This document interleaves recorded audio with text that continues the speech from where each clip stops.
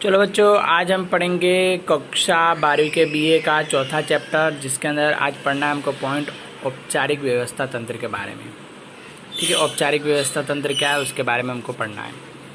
तो अर्थ पढ़ते हैं तो उसमें देखेंगे कि इसके संचालन का द्वारा निश्चित लक्ष्य की प्राप्ति के लिए व्यक्ति को और उसके मध्य संबंध को जो विविध ढांचों की स्थापना की जाती है, मतलब कि जो इनके लक्ष्य को प्राप्त करना है उसके विविध रूप से क्या ढांचे बनाए जाते हैं।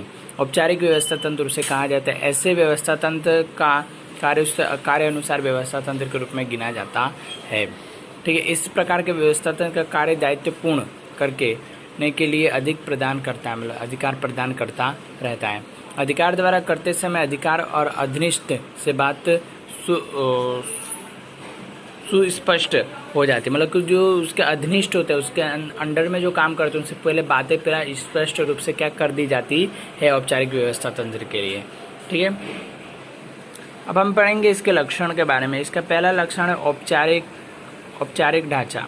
निश्चित उद्देश्य की प्राप्ति के लिए संचालक जो सोच समझकर औपचारिक ढांचे की रचना करता है, मतलब जो उसका उद्देश्य है लाभ कमाने का, सेवा देने का, उस हिसाब से क्या वो ढांचा बनाता है, क्या फॉर्मूला बनाता है कि उस कार्य को जल्द से जल्द पूरा किया जाता है। अपरिवर्तनशील, क्या औपचारिक परिवर्तन क्या होता है कि जिसके अंदर क्या कि जो भी मतलब रचना की गई, जो भी ढांचे की रचना की जाती है वो क्या अपरिवर्तनशील मानी जाती है। ठीक है, इसमें कर्मचारी व्यवस्था कर्मचारियों के स्थान पर अधिकतर अपरिवर्तनशील होता है। इसमें कर्मचारी स्थान एक सुनिश्चित होने के बाद कदाचित ही उसमें परिवर्तन, मतलब कि एक आपको निश्चित करे आपके जो पद है उस पर कार्य करना है तो उसी पे ही रहोगे, उसके द्वारा बदला जाता नहीं है पूरे साल भर के अंदर।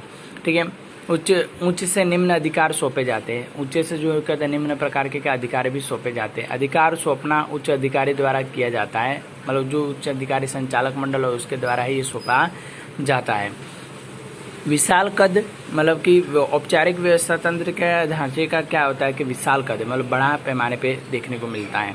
ठीक है, निश्चित व्यवस्था तंत्र विविध रूप से ढांचों की रचना होने में कर्मचारियों के मध्य संबंधित निश्चित होता है, मतलब कि अलग अलग ढांचे बनाए जाते तो कर्मचारी के बीच का एक संबंध स्थापित होता है जिसके द्वारा ही वो कार्य कर सकते हैं।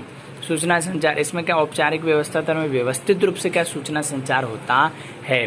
ठीक है, इसको औपचारिक व्यवस्था तंत्र कहेंगे। एक सरल और शॉर्ट में कहा जाए तो औपचारिक व्यवस्था तंत्र ऐसी व्यवस्था तंत्र है जिसमें क्या बिल्कुल व्यवस्थित रूप से होते हैं। जिस ऑफिस में आपने देखे होंगे बात करने का लहजा होता है उन लोगों का, किस प्रकार से बात करते हैं, कपड़े उनके कैसे होते हैं, ऐसे व्यवस्थित रूप से जो होते हैं।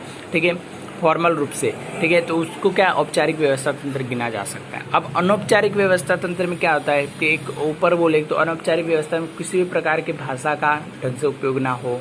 ठीक है, कपड़ों का जो होता है वो उपयोग ढंग से ना हो, कोई व्यवस्था मन चाहे जिस प्रकार से कर दी हो, ऐसी व्यवस्था तक औपचारिक व्यवस्था में गिन जाए। जिसमें इसमें देखते हैं तो किसी भी सोचे समझे उद्देश्य के बिना ही सामूहिक पर्यावरण में योगदान देने के लिए स्वयं रचित आंतरिक संबंधों के ढांचा को अनौपचारिक, मतलब सोचे बिना ही बना दिया।